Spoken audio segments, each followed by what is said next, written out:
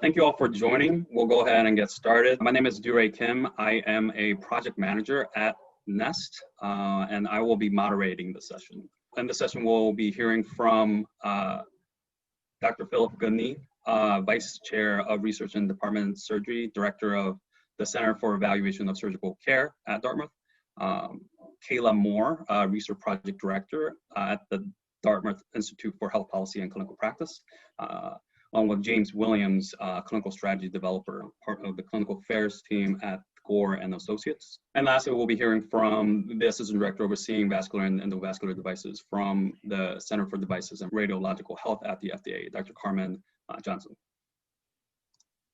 The aim of the study was to design, collect, and examine real-world data on the novel application of an endovascular stent graft for patients with complex abdominal aortic aneurysms using 3 unique data sources and a specific case identification algorithm to study new ways surgeons have adapted an existing endovascular graft and to study how specific endovascular grafts cases using the 2 components can be identified from these data sources and evaluate clinical outcomes for cases using the device of interest. The criteria for selecting test cases at NEST really have been the potential for a project to serve as a model for the use of real-world evidence generations from registries and regional collectives as a basis for regulatory approval. And the importance to medical device ecosystem at NEST have been to demonstrate the feasibility of a targeted multi-center database-centered examination of novel practice use of an endovascular stent, and to help inform the utility of new treatment approaches for aortoiliac and common iliac aneurysm, as well as how real-world data can be applied to regulatory submissions. The role that NEST had taken on this test case have been to assist in the building an effective multi-center team, which allow for identification and analyses of unique data sets. And handling IRB approval separately at each site, allowing teams at some sites to move forward with data collection and transmission without waiting for other sites to obtain IRB approval. And connecting test case teams with FDA on the use and analysis of real-world evidence for regulatory purpose. And lastly, coordinating communication throughout test case process, including regular monthly reports.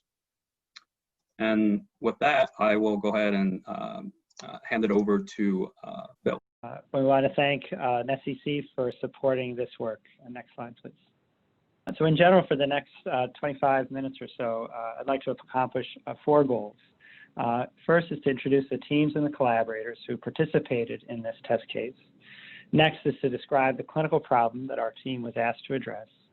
After that, we'll outline our specific aims that we pursued in our award and our data collection plan. And then finally share the results, our lessons learned, and our next steps in this work, please. So first, who participated in this test case project? Next slide, please. Is really 2 key collaborators, MD EpiNet and Society for Vascular Surgery's Vascular Quality Initiative, our national vascular registry. And I'll tell you a little bit about each of these partners. Next slide.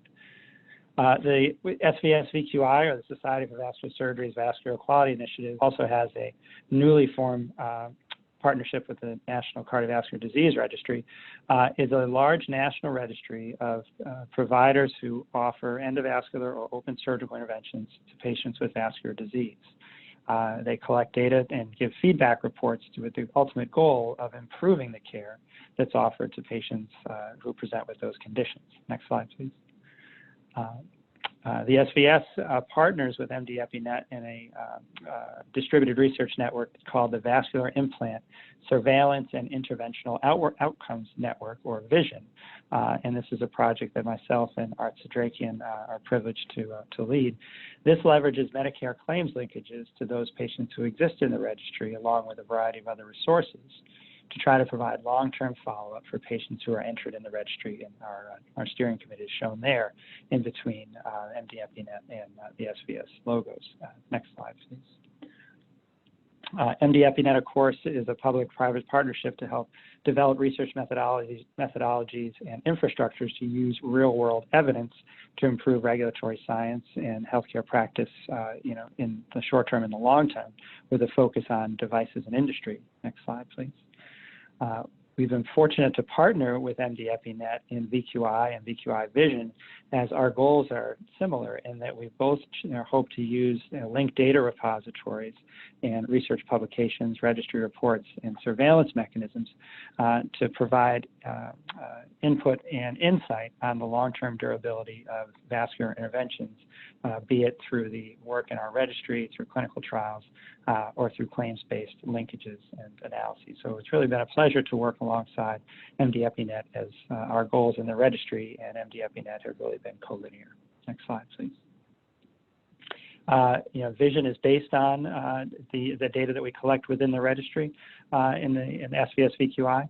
The VQI's mission statement, helps to outline what the goals are for that data, which is to facilitate low-cost but high-value real-world evidence research through the creation of this repository of linked clinical claims analytic data sets. Next slide. This is our team from, the MD-EpiNet group, the VQI, Duke, One Florida, and Gore. And it was myself, Art Sadrakian, Shriek Vamulapari, Elizabeth Schenkman, and James Williams from Gore. Were really the key stakeholders that helped to form this, multi-site collaborative that worked together on this test case. Clinical problem that we were asked to address was what's known about the real-world use of endovascular stents for patients with complex abdominal aortic aneurysms. And the work that I'll describe here focuses on the endovascular graft that's shown in the bottom right of the screen. This is a Gore excluder, which has married to it a Gore IBE, or iliac branch endograft. And if you go to the next slide, I'll tell you why this is a pertinent question. The abdominal aorta is the blood vessel that's shown in the panel on the left. It's a singular blood vessel that lives in the abdomen, and it splits into two arteries called the iliac arteries, and one of them goes to each leg to send blood supply down to the lower part of the limb. Aneurysms are weakenings in the walls of the blood vessels, and when the wall of the blood vessel becomes weak and is subject to pressure, it can expand and that expansion is called an aneurysm. And when the aneurysm expands over time, if it gets too big, it might rupture, resulting in the person's death. Those aneurysms generally form in the aorta, but they can also form in the iliac arteries, and that's pertinent. Next slide, please. Because the ways that you fix the aneurysms vary. If the aneurysm is in the straight part of the aorta, then a simple tube can be slid inside the artery to replace the weakened area. But when the aneurysms extend into the branches of the aorta, particularly the iliac arteries or the internal iliac arteries, the branches that lead down to either the legs or the buttocks, the endovascular stents become, instead of just one straight tube, they now become a series of branches and tubes, which can take a little bit of wherewithal to assemble inside the patient under radiographic imaging. And this is the particular aspect of the test case that we were asked to comment upon. Next slide, please.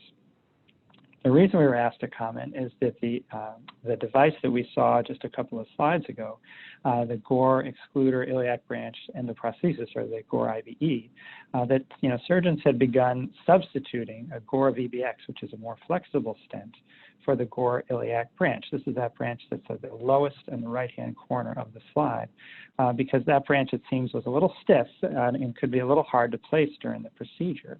It turns out that Gore had made a more flexible stent than as part of a different application, and the same group of surgeons who used the IBE also used this VBX stent, and they said, boy, this thing's a little more flexible than that stiff stent that has to go at the end of the IBE. Why don't I substitute this VBX for that IBE? Next slide, please.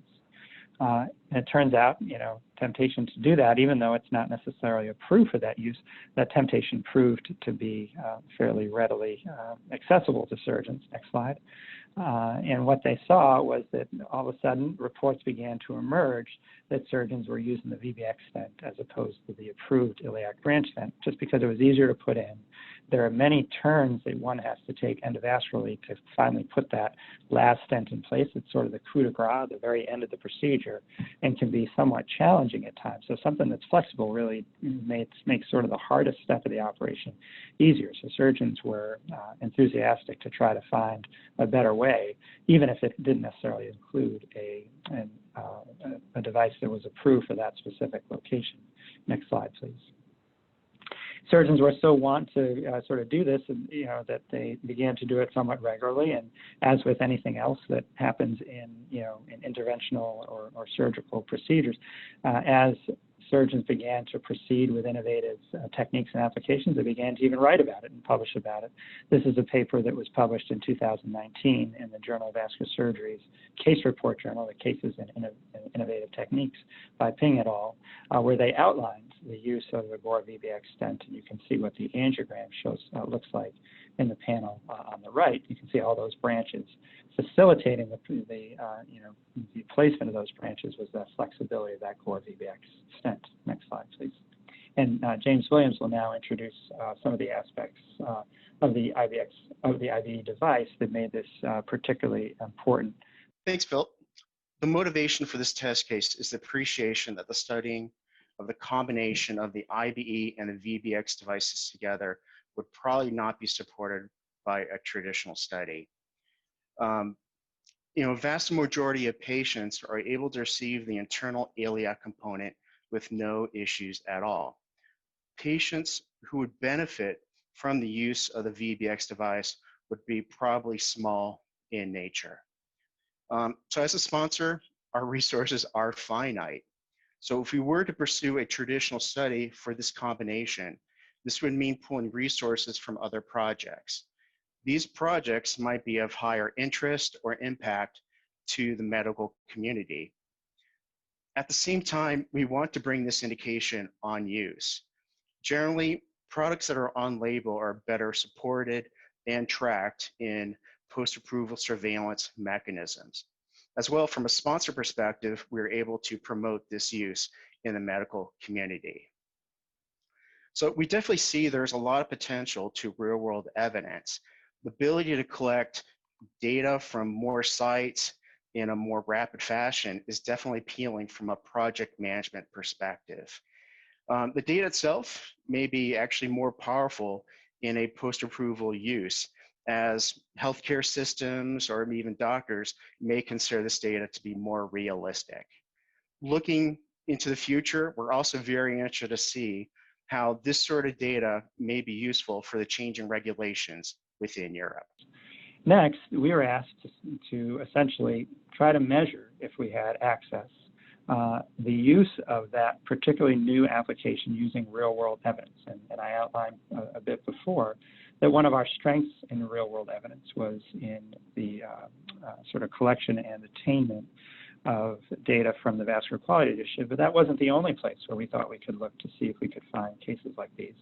So we devised some specific aims in a data collection plan that we thought would help us to achieve the goals that were outlined as part of this test case. Our goal was to assess whether novel application of endovascular devices, or specifically the VBX stent, to be identified from real-world data sources and thus be used to help us evaluate clinical outcomes. Next slide. Our first aim was to determine the feasibility of identifying the Gore VBX in the context of these procedures using the Gore IVE with data collected from a multi-center registry, that was our VQI data, a single quaternary healthcare system, this was Duke Health, and a regional healthcare collaborative, this is One Florida, which is a large collaboration of hospitals in Central Florida, using a specified data collection algorithm, which my team will tell you about in just a few minutes. And I want to acknowledge the multidisciplinary efforts of Kayla Moore, Art Sadrakian, Jalin Mao, Suhu, and many other team members who helped us build the infrastructure necessary to collect this data. Our second aim, once we had collected and identified the cases, was to describe the patient, aneurysm, and procedural characteristics which were evident. But we wanted to get to at least 40 patients who had been treated with this somewhat unique combination of Gora VBX devices placed in the context of an iliac branched endograft. 40 cases may sound like a relatively small number, but remember, this is a bit of a niche market. You know, iliac abdominal aortic aneurysms occur and are repaired in about 50 to 80,000 patients nationally in the United States. Of those abdominal aortic aneurysms, probably 10% of them have iliac branches that require repair. And there are a variety of ways to repair those. So it's a relatively small market that the IBE points to in the beginning. And then of that market, we want just those who are the most tortuous. So it's a bit of the tip of the iceberg amongst treatment of aortic endographs. And finally, you know, once we'd achieved those goals, we thought if that goes well, we'd have an exploratory aim, which was to characterize the in-hospital and 3-month outcomes in at least 40 patients treated with this combination. And the outcomes would be derived from either our registry data set or directly from the hospital data we would acquire. Thanks, Phil. So we used 4 unique data sources for this test case project. The first was the Vascular Quality Initiative. It's a national quality improvement registry consisting of over 600 centers. Each module has over 140 clinical covariates on 700,000 different procedures collected to date. We also worked with the One Florida Consortium, which is a statewide clinical research network, Duke Health, a regional quaternary health system, and 2 tertiary academic medical centers, Dartmouth-Hitchcock and Weill Cornell Medicine. So I'm going to describe these in a little bit more detail. First, the Vascular Quality Initiative. It's a collaborative of regional quality groups that collect perioperative and 1-year follow-up data to generate real-time benchmarked quality reports in vascular surgery. And the VQI is governed by the Society for Vascular Surgery Patient Safety Organization, which provides oversight of data sharing arrangements, key outcome and quality measure analyses, and disseminates information to participating providers. The One Florida network provides care for approximately 50% of the patient population in the nation's 3rd largest state. And through their centralized One Florida Data Trust infrastructure, case identification and data collection are able to be performed across partner sites. And Duke Health encompasses several hospitals across the state of North Carolina and allow for case identification and data collection across the health system. The 2 tertiary academic medical centers both are participating members of the Vascular Quality Initiative, and as such are able to share data through the VQI Pathways platform with the Data Coordinating Center. We utilized the VQI EVARS data dictionary to generate the case report form. As mentioned, this VQI data dictionary includes over 200 clinical covariates for the EVAR module specifically. And this data is already routinely collected through the Vascular Quality Initiative. The definitions have been standardized previously, which significantly streamlined efforts for this data collection process and allowed for data extraction to occur in the normal workflow at the VQI sites. And it also, using the VQI data dictionary as our case report form, helped ensure seamless integration of the data from both VQI and non-VQI sites. We also utilized the hashtag variables, a specific module in the VQI registry, which allows for hashtags to be entered into the comments form of the Pathways platform, where we can collect additional variables that are not part of the standard VQI registry. So we developed an instructional guide and standardized set of hashtag variables, which capture the IBE plus VBX data of interest. And then we created, tested these, and had them approved by the VQI. These variables were similarly included in the case report form to ensure that the VQI and CRF database could be combined. So case identification methods were devised internally at each study site and underwent site-specific approval. As a result, case identification methods varied across participating sites. Each case was confirmed via chart review, with the exception of the VQI, in which case we confirmed implantation of both devices on the same laterality. And I'm going to turn it back over to Dr. Gunade to talk a little bit more specifically about that process. So once we had identified using the hashtag variables and the other elements that Ms. Moore just described, we were now faced with the task of case identification within the VQI registry itself. Given my role as the the director of the Research Advisory Committee in the VQI means that I've been fortunate to have a seat at the table as many of these variables are designed and implemented. And luckily, we have labels for the type of device that's implanted, such as a gore or some other industry partner. And second, we also measured where the distal endpoint of the graft landed, whether it was in the internal, external iliac artery, which allowed us to delineate whether these were truly branches or not. The surgeons that were associated with all of these cases were asked to provide supplementary information because we didn't know exactly how big the branch was ballooned to. So we fortunately, with the size of this project, we were able to use the infrastructure and the connections present in our registry to kind of talk to each surgeon individually to get some more details about exactly what size device was implanted and be certain that what was in there was really a VBX and exactly what size VBX was placed and how it was placed during the procedure. To make sure that we only studied those that we had permission to, we only included the cases for which those hashtag variables were entered in VQI and included for the analysis. The data was compiled by each network collaborator and then transferred to the coordinating center for aggregation and analyses. Now, I want to bring up some points about our registry in VQI and its particular strengths for this application, because our data that lives in the VQI registry is collected there under the auspices of a patient safety organization, which allows us to use secure mechanisms to transfer in a HIPAA-compliant fashion data that will be used for quality improvement and quality improvement research, and that falls under the auspices, of this project as well. So it allowed us to essentially use that existing data infrastructure to transfer,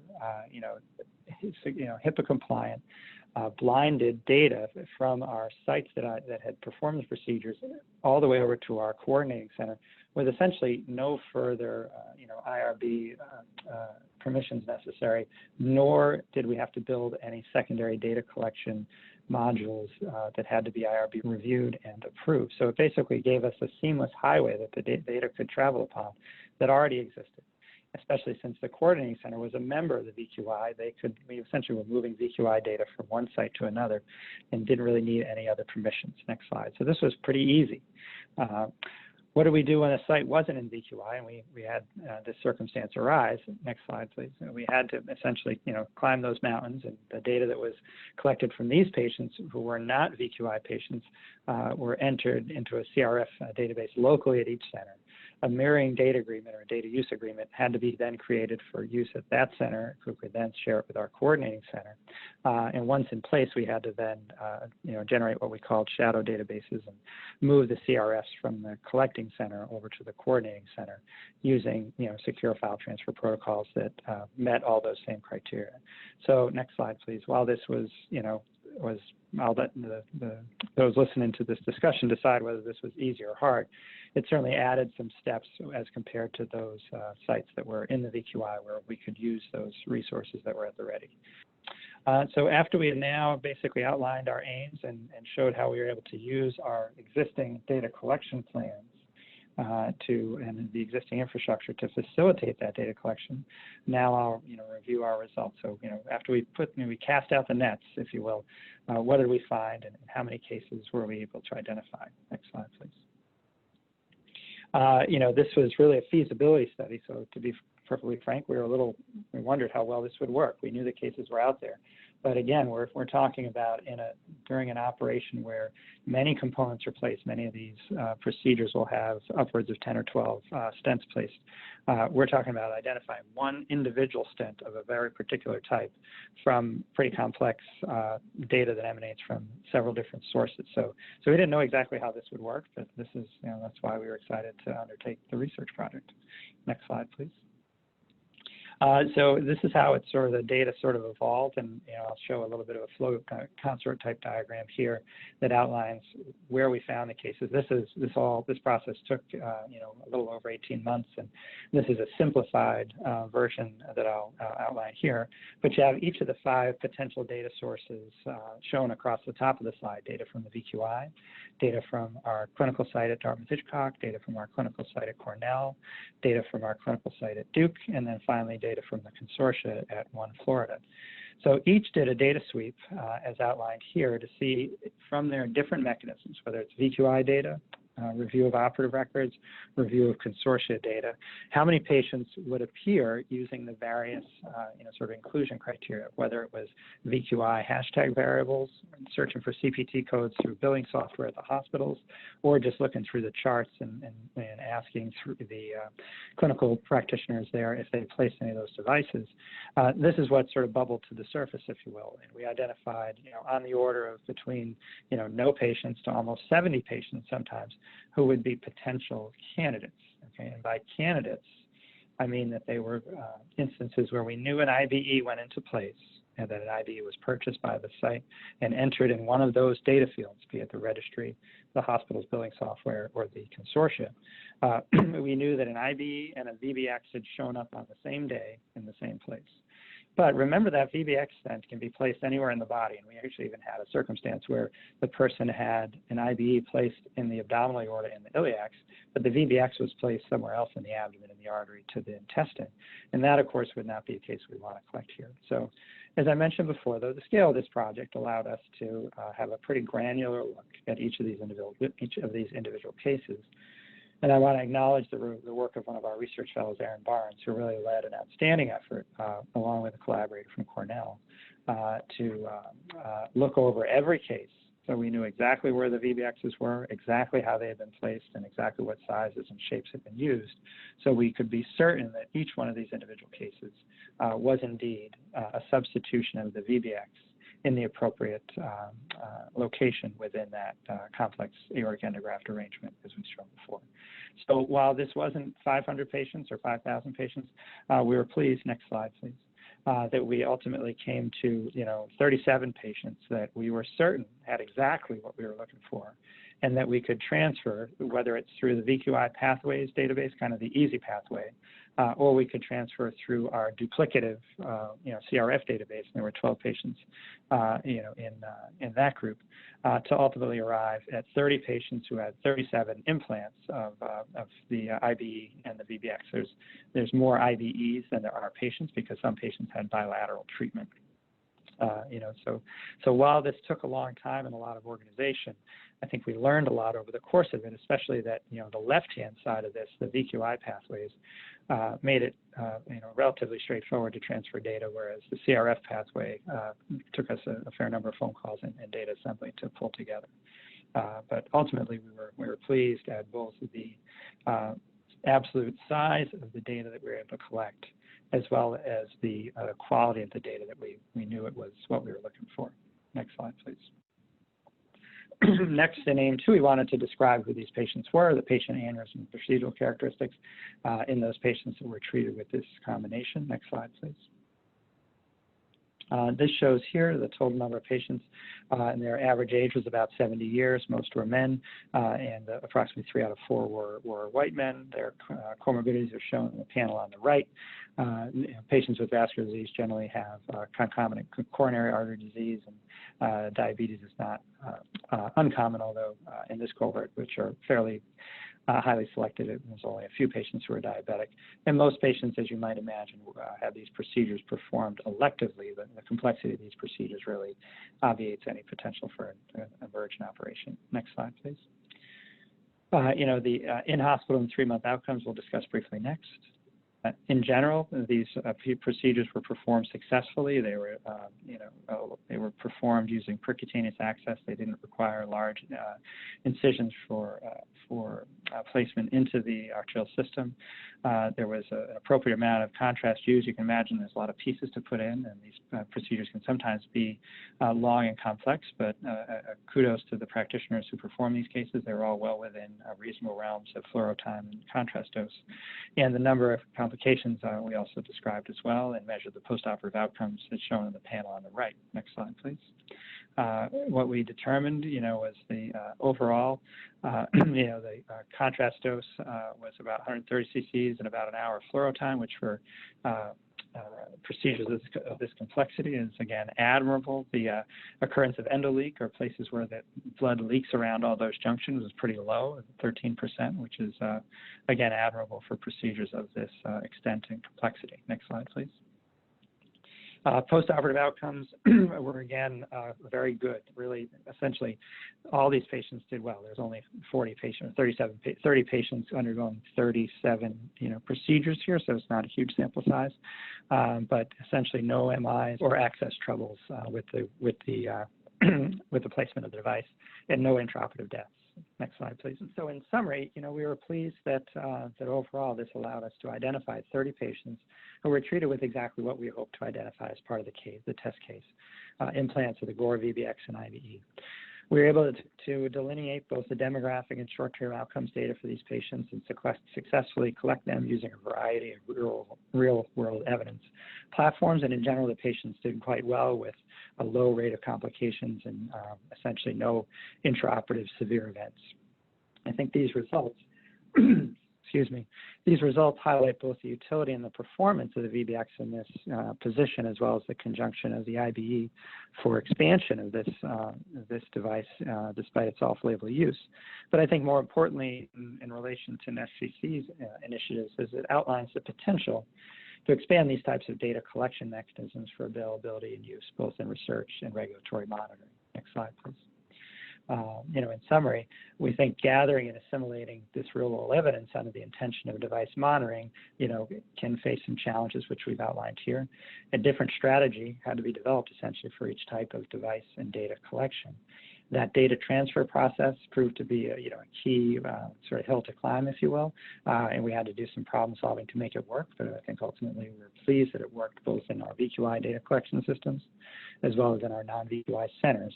And navigating these data permissions was complex, but this data was relatively unique and I think valuable to go to these lengths to collect it. Next slide, please. In summary, there are key successes and challenges. In terms of successes, we used our existing VQI data arrangements and our infrastructure to standardize data collection and data definitions, to use pre-existing data collection forms as much as possible, and leverage pre-existing arrangements for secure data challenging. Or data sharing, rather. In terms of challenges, VQI data turned out to not be exclusively attributable for collecting all types of data, so we had to use some fix-its to make that work. While this was time-consuming and cumbersome, it did allow us, though, to collect more data than we would have found with just VQI alone. We thought this study raised the question that did it really demonstrate feasibility of potential application of expanded use of this particular clinical scenario based on these data sources? Well, I think the answer I hope would be yes. I think the data that we collected through this work included the typical data that would be collected as part of CRFs in any industry trial, including pre-procedure, pre-discharge, and 30-day events. Next slide, please. We think that this data, with the extent that we vetted it both at the pre-procedural and post-operative level, it's probably above the quality that one could consider using it for regulatory decisions or potentially for an application to support indication expansion in the absence. Although at this point we still have the absence of longer-term follow-up data that could be collected in the future. Next slide, please. We think future efforts, many of these devices were only implanted within the last year to 2 years, so long-term follow-up was not yet available, but would be available as years progress and these devices dwell in those in whom they were placed. Next slide, please. And finally, we think that overall, our project, it outlines that real-world data evidence collection for regulatory purposes is feasible, and compared to industry trials, it still remains relatively inexpensive. We thought, whenever possible, that this work should leverage existing registry infrastructure such as we've outlined here to facilitate data collection, as this really smooths the road in front of data collection. But even when that road is not available, I think real-world evidence data can overcome those obstacles and result in real-world evidence that allows us to improve regulatory science and perhaps expand device indications through non-traditional pathways. I want to thank those who participated in this effort. It was truly, a large team, and those listed on the slide here spent, many hours coming up with sort of the not only pathways upon which this data would travel, but help set up those pathways and execute all the necessary agreements. It was a pleasure to work with our colleagues at Duke and at One Florida, and we're appreciative. They did just as much problem solving as we did to collect the cases on their end. So I'm appreciative of their teams and their efforts and their dedication to the project. And finally, thank you very much to NESTcc for asking us to contribute to this test case. And I'll be happy to take any questions. Thank you. Thank you, Dr. Goodney. Hi, I'm Carmen Jakina Johnson, and I have the pleasure of leading the vascular and endovascular devices team at FDA. We regulate aortic endovascular grafts, among other devices used in vascular surgery practice. I appreciate the opportunity to give FDA's perspective on the test case and the real-world evidence ecosystem. In order to do so, I think it is helpful to share with you the FDA Center for Devices and Radiological Health mission, which is to protect and promote public health, support timely and continued access to safe, effective, and high-quality medical devices, provide science-based information on medical devices and their use to stakeholders, as well as facilitate medical device innovation by enhancing regulatory science. FDA uses real-world evidence to monitor device safety and to make regulatory decisions. The 21st Century Cures Act, passed by Congress in 2016, places additional focus on the use of real-world evidence to fulfill our mission. Although there is no change to the existing evidentiary standards applicable to FDA regulatory decision-making, we are hopeful that if leveraged correctly, real-world evidence may help reduce the time and cost of generating evidence to support regulatory decision-making. For those interested in learning more about FDA's perspective on using real-world evidence and fulfilling our mission, I suggest you refer to the guidance document here, which was published in 2017. Now that I've given some background, I want to take a few moments to specifically comment a bit on the test case. From our perspective, the project appears it may be helpful to enhance the real-world evidence ecosystem by developing and validating new methods and associated real-world evidence. Outside of the scope of this specific test case, overall in the aortic endovascular graft space, real-world evidence may improve clinician and patient understanding of the safety and effectiveness of devices we regulate. For example, if and how clinicians are using the devices, the patient population being treated, and the real-world outcomes. Real-world evidence may support regulatory decision-making, for example, indication expansions, labeling updates, if the data is of adequate quality and addresses the regulatory questions. Collection and analysis of real-world evidence with longer-term quality data, including robust follow-up compliance, could be very powerful for regulatory decision-making. I'd just like to close with a recommendation for anyone that's interested in pursuing a research project that may be utilized to support regulatory decision-making, to utilize the Q submission program, which allows for feedback informally and very interactively from the FDA program staff. Thank you very much, and we welcome you at this time to pose any questions you have for those that presented. You can enter your questions on the Q&A box